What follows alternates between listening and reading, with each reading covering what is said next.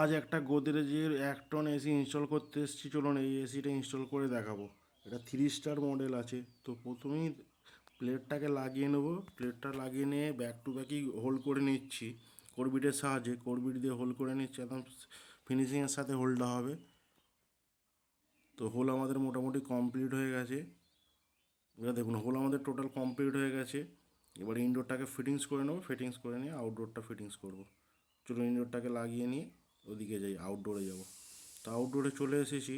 আউটডোরে এখানে প্যারাপিটে কোনো গাঁথুনি নেই, যার জন্য আর কাস্টমার বলছে ওই দিকে হাওয়া, ব্যাক সাইডে হাওয়া ফেললে হবে না, এই দিকে হাওয়াটা করতে হবে না, কাস্টমারের পাশের বাড়ি থেকে ঝামেলা করবে। তো সেইভাবেই আমরা ব্যাকেটটা লাগিয়েছি। উল্টো দিকে কাস্টমারের বাড়ির দিকে হাওয়াটা ফেলেছি, এই পাইপ লাইন করেছি, এখনও ফিনিশিং করিনি। তো ভ্যাকুমে চাপে দিয়েছি। তো ফিনিশিং করে আপনাদেরকে দেখাবো কেমন হয়েছে বলবেন। তো এইভাবে ভ্যাকুমটাও মোটামুটি কমপ্লিট হয়ে গেছে। তো এখানে আমরা এবার ফিনিশিং দেবো, পাইপ লাইনটা সব তারপর ভালো করে টেপ করে দেবো। তো এখন মোটামুটি হোল ফোল সব বুঝিয়ে এইভাবে ক্ল্যাম্প মেরে নিয়ে এসেছি, দেখুন কত সুন্দর হয়ে গেছে। তো কাস্টমার এখন কারেন্ট চলে গেছে, চালাতেও পারছি না। তো কাজগুলো কেমন হচ্ছে আপনারা বলবেন। দেখুন এর ফিটিংসটা কত সুন্দর করেছি, কাস্টমারও খুব খুশি। তো আপনাদের কমেন্টেরও দরকার আছে যে কাজ ভালো হচ্ছে না খারাপ হচ্ছে। তো কারেন্ট এসে গেছে বলছে, চলুন একবার দেখি চালিয়ে। তো এখন মেশিনটা চালিয়ে দিয়েছি।